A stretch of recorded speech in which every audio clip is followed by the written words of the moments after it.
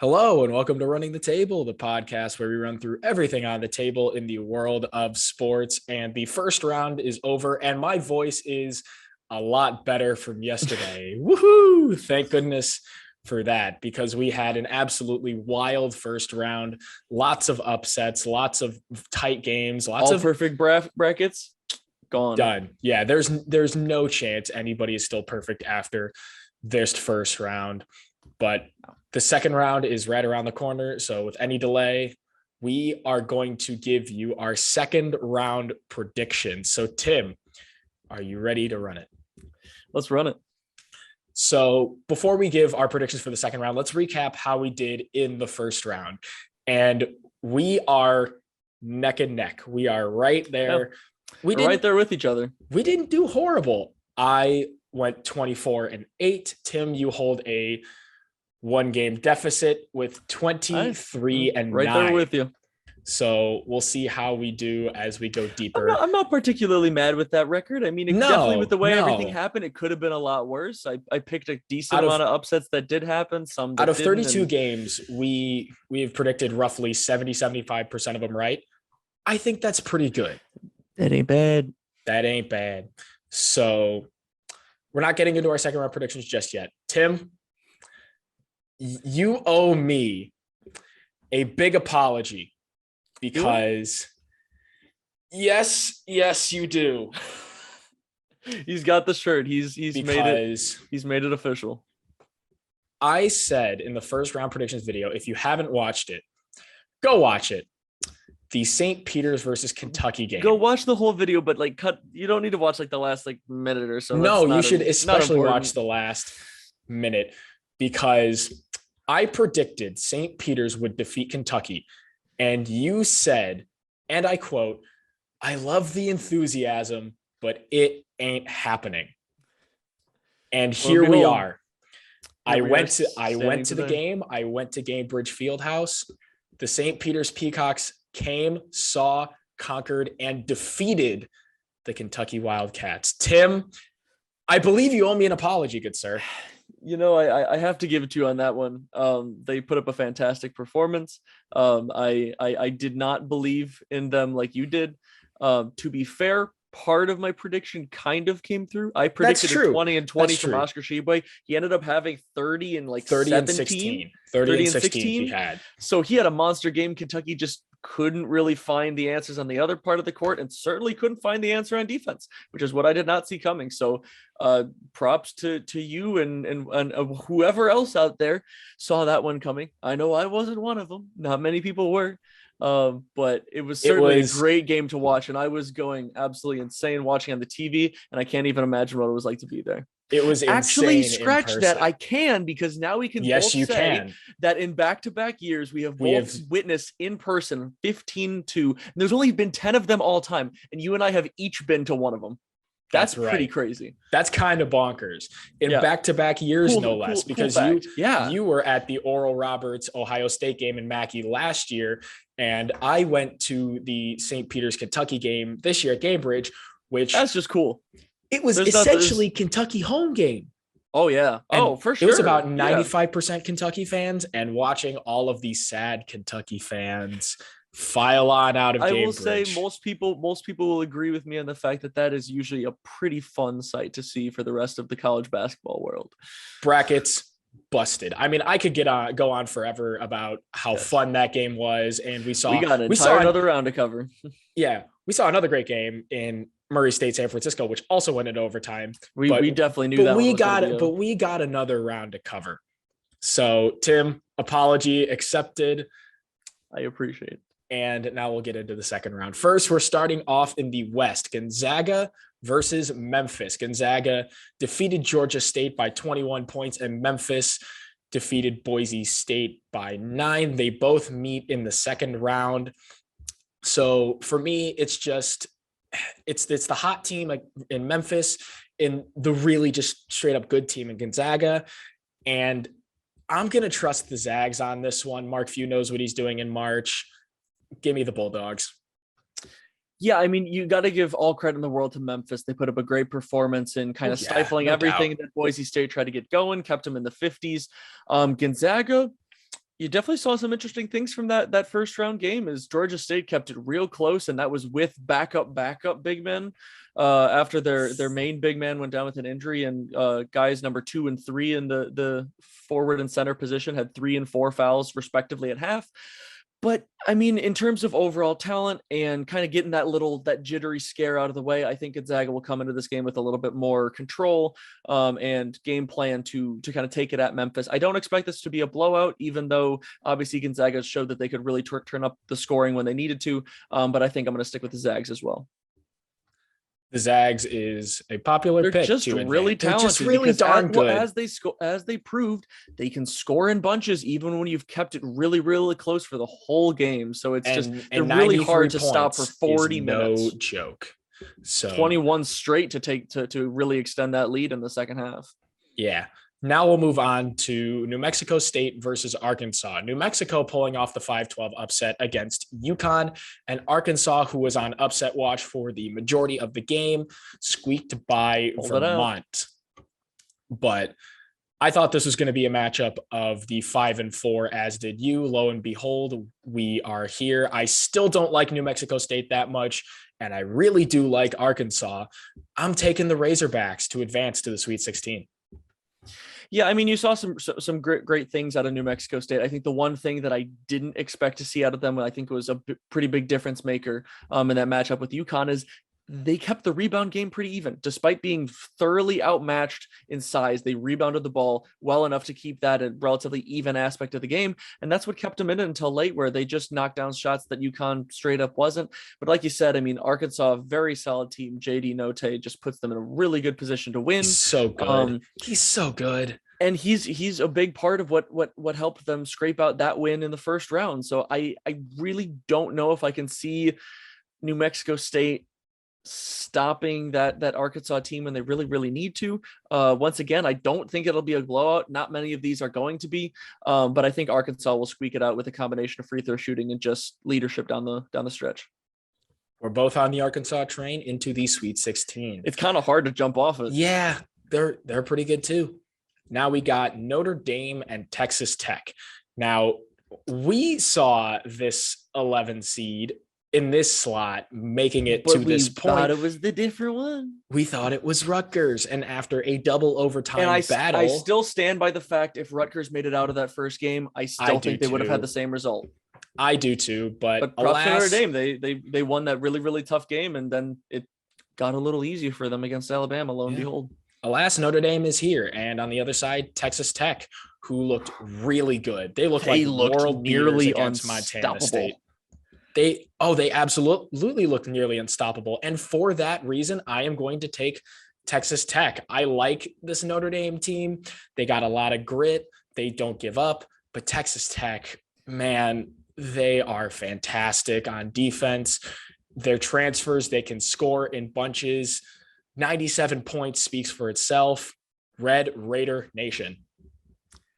Yeah, I mean, once again, props to Notre Dame for getting to this point, and they look very solid in doing so. They shot the ball well in both of their games so far. They limited an Alabama team that scores the ball pretty well when they're on to 64 points, which is very solid. But what really should scare them is a Texas Tech team that has been mostly dominated by solid defense throughout the year, putting up 97 points. If they can shoot the ball even remotely successful as that, they could steamroll their way to the Final Four. It's just easily. They're that good of a defensive team to combine with that type of offense. And I don't see them completely wasting all their offense in the first round, where I think they're going to at least have a pretty similar success, even somewhat similar success in the second round. And for that reason, I just don't see Notre Dame edging out Texas Tech. Red Raiders move on. Yeah. After that, we have one more game in the West. It is Michigan State versus Duke. Tim, you thought Davidson was going to be in this spot. They really played hard till the end, and I give Davidson a lot of credit in that game because Michigan State looked like they had it on wraps in the last couple of minutes, and they just grinded it out. And obviously, technically, the score wasn't truly indicative of how the game went. They had a last-second three that brought it within one. But still, a very hard-fought game. And Davidson played well.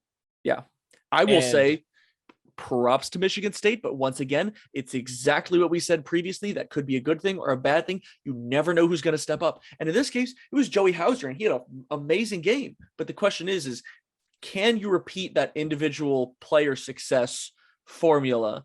That has been the absolute story of this Michigan State team. Meanwhile, once again, they managed to do it until now. So props to them. You got to give them credit. And on the other side, Duke TKO over Cal State Fullerton never really stood a chance. Duke was the bigger, faster, stronger team. And in the first round, I said that Michigan State would defeat Davidson, but they'd run into a brick wall. I still don't like them very much. And I think this holds true here. I take the Blue Devils moving to the Sweet 16. Yeah, I mean, once again, it'll be a very fun matchup to see Tom Izzo against Coach K in Coach K's final run. And I think it's going to be a very fun game to watch. When you look at the talent discrepancies on either side, I think the biggest problem is going to be the one-man wrecking machine known as Paulo Banchero.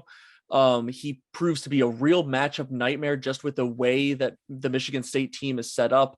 Do you put Joey Hauser on him, who's more of like that shooting offensive power forward? Do you put Julius Marble, who's more of that solid force where Banchero is not going to be able to really back him down nearly as well, but Banchero will be able to take him outside? Or do you put 7-foot Marcus Bingham, even though he's the more athletic but much more slight guy? I just don't see the matchups lining up for Michigan State this one unless they really catch fire across the floor. Got the Blue Devils as well here. So we're both even in this region. So no matter what happens, nobody's gaining ground here. Darn right. 4 down, 12 to go as we move on to the South. And Arizona takes on TCU. Arizona rolled past Wright State with relative ease, even though Wright State put up a really good fight. And TCU, absolute blowout against Seton Hall. The Pirates never really stood a chance, holding them to 42 points. Now, for me, both of these teams are awesome as of late. TCU, Mike Miles is an absolute dog. He's a baller. Arizona, they live up to their billing as one of the best teams in the nation. Yeah, they're Arizona. And as hot as this TCU team is, I can see them winning in an upset, but I don't think it's going to happen. I'll take Arizona in this one. You know, in this one, it's going to be very interesting because you see like TCU solidified themselves as, hey, we're here to play. We mean business. And they showed up on the defensive end of the floor, which is obviously a huge key for them, not being the star-studded offense most of the time. And I see them actually being able to do some of the same with some of the momentum and the way they're playing basketball right now. I actually have TCU pulling off this upset as the first number 1 seed to fall. Interesting. Well, I've got an instinct and once again, I have to run with it. Exactly. It's a gut thing sometimes, and you got to go with it. But after that, you have the 5 and the 4, Houston versus Illinois. And oh boy, this is the matchup that I was fearing because you could really flip a coin.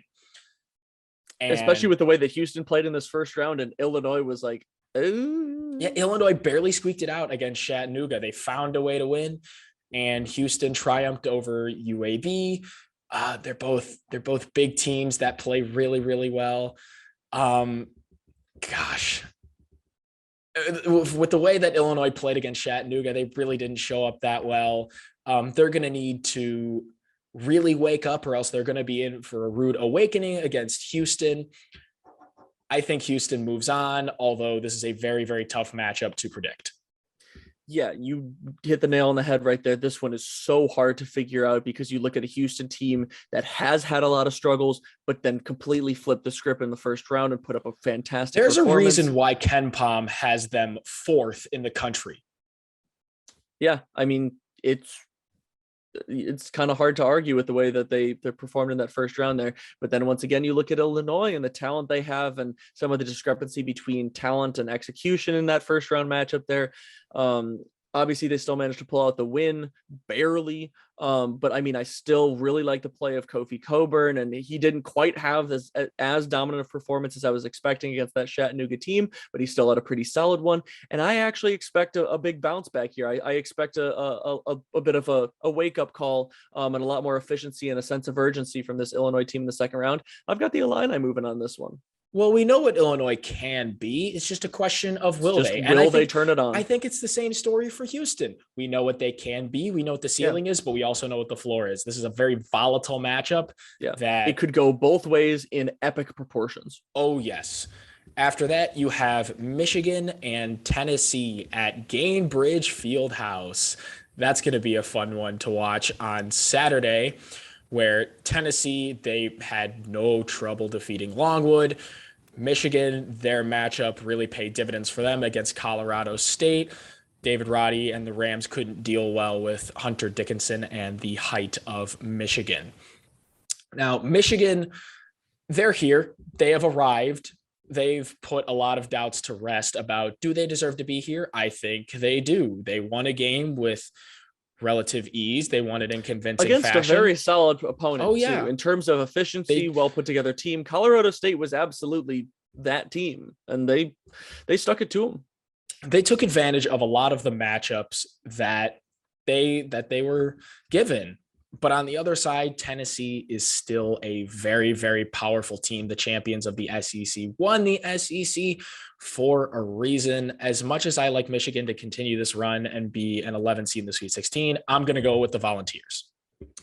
Yeah, I love the way that Michigan came out and had a little chip on their shoulder, looking for something to prove, and they did a great job of really limiting the efficiency and limiting the good shots that Colorado State really wanted to get, and they forced them to 63 points because of it. But I mean, I don't know if they really have the ability in this upcoming matchup to exploit nearly as many of those matchups, those advantages that they have. Whereas Tennessee definitely has some advantages of their own throughout the court. And it's not like Michigan really, even though they put up 75, really had a great shooting performance as a team. They struggled early and then kind of picked it up late. But in that matchup, they really didn't need to. No, they didn't. But here's the thing: in this next matchup, they will. Yeah, and I'm not sure if I see them turning it on, especially at the guard position, where I feel like Tennessee really outmatches them. Got the Volunteers as well. After that, we will go to the 7 and the 2, Ohio State and Villanova. We both had Loyola defeating Ohio State in the 7-10, and we were correct about the fact that Ohio State would not play well. We just did not factor in that Loyola would absolutely stink up the joint, arguably worse than any other team in this tournament. They looked horrible, 41 points. I don't quite know how to speak for them. On the other side, Villanova, they defeated Delaware by 20 points. It was close for much of the first half, but Villanova, bigger, faster, stronger, more experience in the tournament, they pulled away. And in this matchup for me, it's not really about Villanova. I've watched a ton of Villanova. Jay Wright teams are about as good as they come. They're coached well. Colin Gillespie, we've talked about him at length. He leads that team really, really well.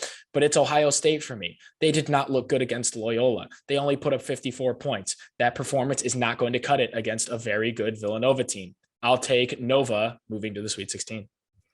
Yeah, once again, that Ohio State Loyola matchup, as I was watching it, I was just kind of left in just speechless, because once again, didn't see a whole lot of great things out of Ohio State. And it didn't really even look like basketball that much. And that was with them causing a lot of turnovers on the fact of Loyola Chicago.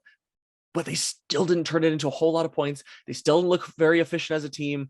They are about as healthy as they've been within the last month and a half, and they still didn't look very good. I just don't see them finding the offense magically out of nowhere against a very well-coached, rather unshakable Villanova team. Because you saw as Delaware gave them quite a fight, but they kept their head. They kept their heads about themselves, and they just grinded it out and ended up coming up with a very solid win. So yeah, I just don't see really any type of formula that allows Ohio State to really come out of this one, other than, I don't know, an EJ Liddell masterclass 50-point game. But I just don't see that happening. Well, this isn't the college NBA. basketball. This is college basketball. Yeah, Villanova moves on. And we are done with 2 regions. We have 2 more to go, 8 more games to cover as we travel to the Midwest to take a look at Kansas and Creighton. Kansas really didn't have a problem with Texas Southern. It was a blowout from start to finish. The more exciting game was San Diego State versus Creighton, where San Diego State looked like they had it in the bag. Creighton came back and defeated them in overtime by a margin of 3 points. Now, this matchup would be a lot more intriguing if Creighton was not without Ryan Kalkbrenner. He will miss the rest of the tournament. That one hurt to watch. That was a devastating injury, not only for this Creighton team, but like you said, to watch. They will definitely miss him. And Kansas led, Bill Self teams. This team is not as talented in years past, but they're still pretty good. I got them moving on. Yeah, I think a lot of people are overlooking this Kansas team as a whole. I think they're looked at as one of the most or one of the more vulnerable one seeds. And I think that they're really not going to have a whole lot of problems here. Like you said, John Rothstein did peg this region, the region of vulnerability, for a reason. Yeah. And Kansas headlining it.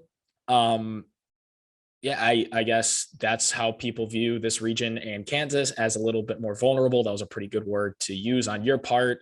So who you got? Yeah, I don't know. I mean, I get why some people see they're vulnerable, but I still see them as a very, very solid team, and they're a one seed for a reason. Like you said, losing Kalkbrenner for Creighton is just devastating, not only for the team morale as a whole, but obviously puts a big hole in that depth chart at the center position, with him being a 7-1 sophomore. Really has had a lot of upside for that team. I just don't think they're going to stack up well against the matchups for Kansas. So I see Kansas coming out of this one pretty comfortably, even though Creighton is still a very solid basketball team. Yeah, they're going to miss Kalkbrenner, and I feel like that's going to make all the difference in the world. Speedy recovery for him. Stinks. I hope to see him. I hope to see him back healthy and playing at a high level again next year. Yeah, he's a very entertaining player to watch. But now we'll move on to the Richmond Spiders taking on the Providence Friars. I think most of America would have assumed that this matchup would have been San Diego State. Flipped on its head, yeah. Not San Diego State, South Dakota State, rather. South Dakota State, the Jackrabbits and the Hawkeyes. Nope, we got those both wrong. And when I look at Providence, I just think of, they can't keep getting away with this. I mean, how do they continue to win close games? But can they? And the answer is no, Tim. Against the comeback kids, the cardiac Richmond Spiders, I think this is going to be this round's big upset. I see Richmond advancing to the Sweet 16 over Providence. Book it. Hey, I mean, and we know what happened the last time I said book it. Yeah, we'll see if those words. I got a gut feeling about this Richmond Spiders team. I mean, yeah, led by Grant Golden, no less. Yes, what you saw out of that Richmond team in the first round was very impressive, holding an Iowa team that was really seemingly just hitting their stride on offense to 63 points, and they just didn't really seem like they had a whole lot there. But I actually think that I attribute that a little bit more to the schedule that Iowa had to get to that point. And I feel like they kind of just ran out of steam. And I still all credit to Richmond. But I'll be honest, I don't see another great performance. They only had 67 in this first round. I don't see them hitting 70 plus in this. And I like some of the leadership and key guys that this Providence team has to really grind out these close games and finish them when they need it most. That's a lot of what I saw out of the first round matchup. And I actually think that they're going to do more of the same here. Once again, definitely see this being a relatively close one. I think it'll grind it down to the wire, but I'd see Providence coming out on top. Well, this is where we differ, and this is going to be an exciting matchup. Definitely one to watch for sure, to keep an eye on. Yeah.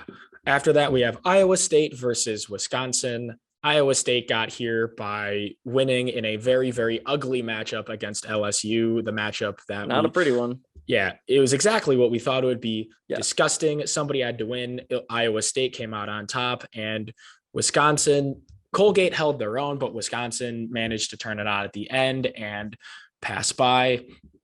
For me, whoever was going to win that LSU Iowa State matchup is going to lose, regardless of whether it was Colgate or Wisconsin. And still, the Badgers are a really good team. I can't pick against them in this situation. I got Wisconsin. Yeah, I mean, overall, it was a very not great matchup to watch for the first round for Iowa State. Not a not a fantastic outcome for them, of course, with Wisconsin really grinding this one out. You saw some real great flashes from Colgate in the beginning of that second half, starting out on fire from three. But once again, Wisconsin found a way to sort of stifle that, and they got and the great teams find a down the way. stretch. The great teams find a way. And you know what? And Johnny Davis did not look great in the first half, not shooting great. I think he only had like 10 or 11 at half. And then in the second half, he found his rhythm. He got it going. He ended up strong. But once again, I'd like to highlight the real matchup nightmare that I thought would have a big effect on this game. Tyler Wall. He was the one that really held down the fort while Johnny Davis wasn't having a fantastic game. His stat line was pretty wild: 15 points, 9 rebounds, 4 assists, 2 steals, 1 block. So really a guy that kind of just did everything for them in that game. He had a big effect. Man. And I see him having a lot of similar success. He is still a matchup nightmare for both teams. With his athleticism and his ability to find people, even when you try to sort of get the ball out of his hands. So I think Wisconsin should have pretty easy work on this one, especially now we've seen Johnny Davis get some of his confidence and his comfort back in the second half of that game. I see him building on that in the next round. And after that, we will go to Miami and Auburn. Miami defeated a USC team at the buzzer. Canes. Go Canes. We got that one. And Auburn made quick work of Jacksonville State with a 19 close for a while there, though. With a 19-point victory. But was Auburn really sweating it? I don't think so. Once again, they're one of those teams. It's one of those situations where the good teams, they don't panic under that sort of close game pressure, and they just do whatever they need to do to grind it out and extend that lead. And they stopped Jacksonville State's momentum and managed to pull that one out and extend that lead. So in this matchup, you have the guard play of Miami and the big men of Auburn is, I think, the matchup that they're going to try to exploit.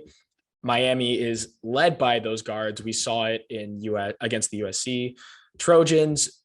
Meanwhile, I think USC, you got to give them a lot of credit because they played relatively well. They played this Miami team extremely close, gave them a scare with Drew Peterson leading the charge, especially at the end. But I'm not going to lie, Tim. I see another upset coming. I'll take the Hurricanes to defeat this Auburn team and advance to the Sweet 16. And here's why. They're going to try to go down low to Jabari Smith, but you got to run into Sam Wardenberg to do that. And Sam Wardenberg put on a masterclass and was a big reason as to why the Canes defeated the Trojans, neutralizing their big men. And I think they can do it again. Wardenberg will open up the guards. They have 3 guards that can do it all. It's like a Michigan State situation where you don't know who's going to step up, but instead of like 7 guys, it's 3 guys between Cam McGusty, Isaiah Wong, and Charlie Moore. Against USC, it was Charlie Moore stepping up towards the end. And I think this is a good thing more so than a bad thing because you have your 3 clear leaders and they take turns taking the charge and taking over games. I have the Hurricanes winning in an upset. It's another gut feeling that I have. And, you know, I can't blame you whatsoever because like I said, I really like this Miami team. I like the way that they're built. And when they're playing well, they play very well, very solid. They know what they want to do to teams to pull out that win. And I see this game being a really close one because like you said, it's those 2 sides of the ball, the front court of one versus the back court of the other. But here's where I'm going to differ with you here. I think the difference between USC and Auburn as a whole is USC, those big men live inside the free throw line and in. Jabari Smith is not going to be afraid to take you outside, and they are going to stretch the floor a lot against this Miami team, which Miami is actually known to do that as well. But I think Auburn is going to have significantly more success on the offensive end, stretching them out with guys like Jabari Smith, who can kill you from outside. But then once you try to take that away, he will 120% take you to the basket. I still think it's going to be a close game. You have 2 very good basketball programs here. This is not to put Miami down at all. They're a very solid team, but I do have Auburn grinding this one out. And that's all right. It can go either way. I agree with you. This is going to be a very close game, but I think this could be a very, very exciting game to watch just because of the way these 2 offenses play, where you could see both teams kind of have runs of their own that are going to make this one really interesting back and forth down the stretch. And with that, we're going to go to our final 4 games that we have to cover in the East region. Baylor and North Carolina is the first matchup that we have on the table. Baylor, they really took it to Norfolk State, but then again, poor Norfolk State never had a chance from the jump. Right. But I think it's the same story with UNC and Marquette, and poor Marquette never had a chance from the jump. UNC did not look like an 8-9 matchup, I'll tell you that much. With a 32-point victory, putting up 95 points on offense, and they look good. They look really good. They're going to give Baylor. You really thought no one was going to put up that kind of points on the offensive end until Texas Tech rolled around. Yeah, they're going to put up. So they're going to give Baylor some problems, but the experience of this Baylor team, the talent of this Baylor team, they're one of the best programs in the nation for a reason. Scott Drew will have these guys ready, and he will have a game plan to take care of North Carolina, led by Caleb Love, Armando Bacot, two very good players in their own right, but Baylor's got studs all around. I see the Baylor Bears winning a very exciting, very close matchup. Yeah, this one is really set to be a blockbuster in the second round here. You obviously have Baylor, who has been that team pretty much the whole year. They have that star-studded defense and also have plenty of offense to back it up. You've got North Carolina, who really had a lot of promise at the beginning of the season, had some bumps in the road, but have really turned it on as of late. Yeah, no kidding. Putting together an incredibly solid performance in round one. But I think the difference maker in this game is going to be the front court and sort of that mid-range and in-game. Obviously, Baylor has a lot of guys that can take it to the basket, live around in that mid-post range. But I look at the loss of Tchamwa Tchatchoua for Baylor earlier on in this second half of the season and then into the postseason. And I think that's going to be a little bit of a hole that's going to cause some problems for Baylor and that North Carolina is going to be able to exploit. I actually like the hot hand of North Carolina. I see this one being another one team going down. You know what? You ride the hot hand, and it's interesting that you have 2 1 seeds falling in the round of 32. It is very interesting, but in this one, it's kind of pick your hot hand to ride with, because you got two hot hands in these two teams coming into the second round. Pick your poison, pick which way you're going to get burnt. And after that, we have St. Mary's and UCLA. St. Mary's put on a masterclass against IU. IU looked absolutely terrible on that turnaround. I didn't see that coming. I really didn't. Now, obviously, didn't pain me all that much to see IU put up a giant. Like you said, you were not going to be sad to see IU lose, even though you did pick them. But however, to St. Mary's, because they came to play. They had a game plan. They knew exactly how to exploit that defense for being the best statistical defense in the Big Ten throughout the season. IU had seemingly no answer for St. Mary's down the stretch. They beat him off the dribble. They beat him from deep. They beat him inside in the post, which is where it seemed like they should have the advantage. So really a great performance by St. Mary's to build momentum heading into a much more difficult second round matchup. Yeah, now let's take a look at the other side at UCLA, who received an absolute scare from Akron. I really thought Akron was going to pull that off. I thought Akron had it, but UCLA found a way to get it done, and it was a very, very ugly win against Akron. But if anything, that gives me a little bit more confidence in UCLA that they could look that terrible for the first 47, 48 or 37, 38 minutes of the game, because college basketball, they play 40. Yeah, I was gonna say you're really creating some extra minutes there for them to pull that one out. Maybe they could go into double overtime. But that didn't happen. We've seen that before. That we have seen that before. Anyway, because UCLA played so poorly and still won, that still gives me some confidence in this UCLA team that if they turn it on, they're going to be unstoppable. The 5 guys, the Cinco Amigos from UCLA that returned from this national championship team, they know how to play together. I think they can beat St. Mary's and advance to the Sweet 16.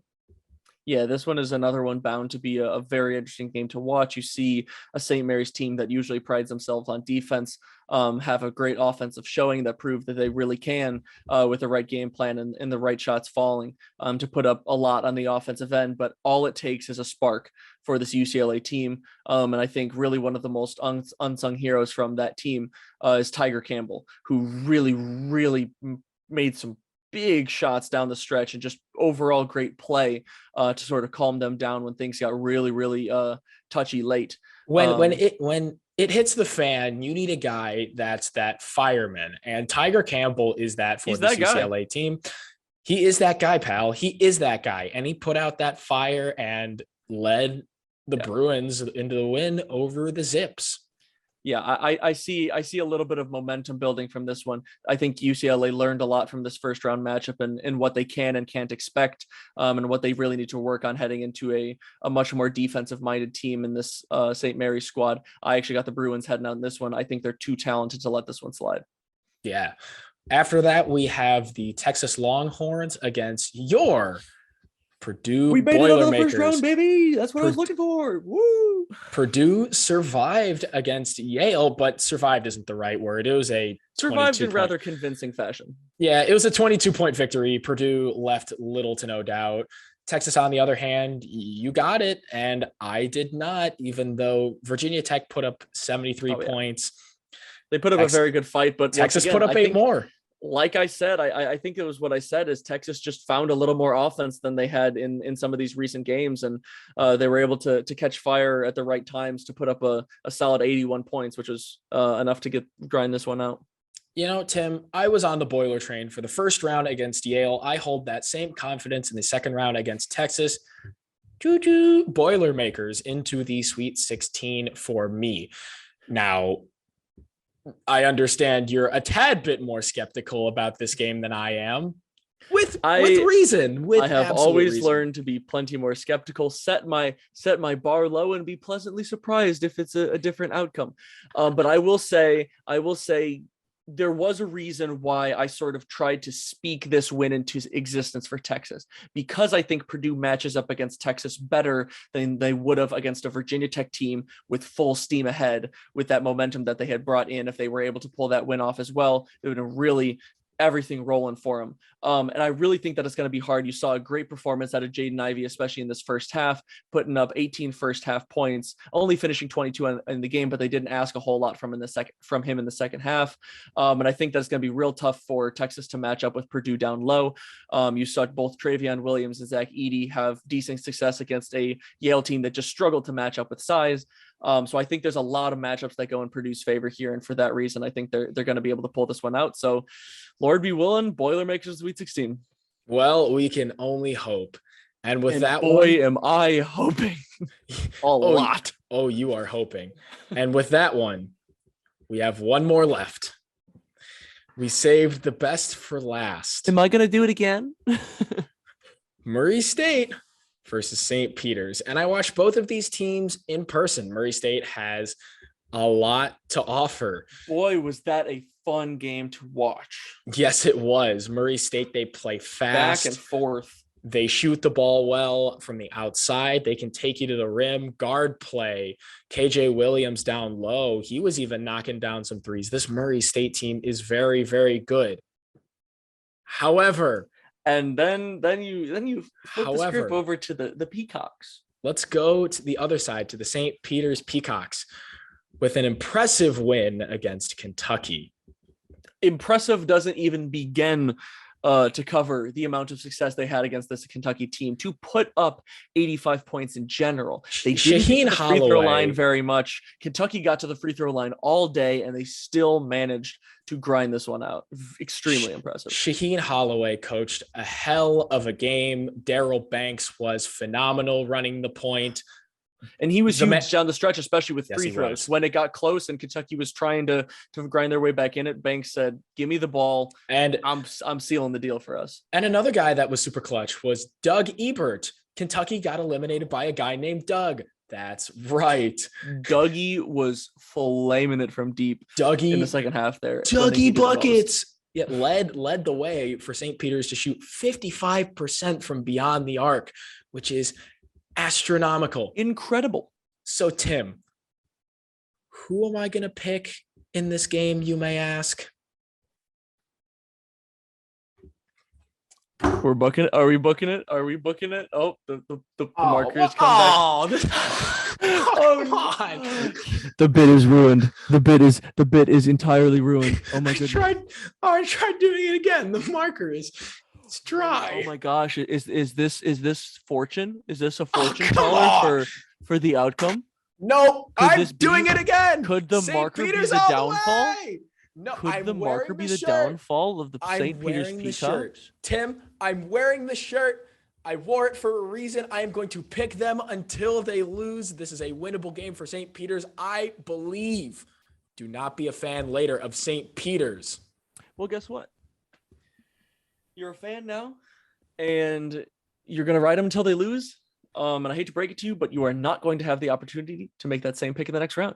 And I'm going to stick with that confidence. You said that last time. Yes, I did. And I'm going to say it again because this Murray State team showed exactly why they are a sleeper pick to even maybe make it out of this region with the offense that they have against a San Francisco team who was not bad defensively by any means. Oh, no, they're not. And I see them having a lot of offensive success. It's whether St. Peter's will be able to match that same offensive success they had in the first game. And I'm predicting they won't. I'm not saying it's going to be a blowout, but Murray State, book it. I can't believe the dry erase marker was dead. Ugh. I'm going to tell you right now, I really do believe that is going to seal the fate of St. Peter's. That singular dry erase marker has done them in.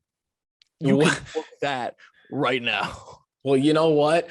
You can dry erase marker. You can steal my lines, but you cannot steal the magic of the St. Peter's Peacocks. They are going to. I don't need to. Murray State's got that in the bag.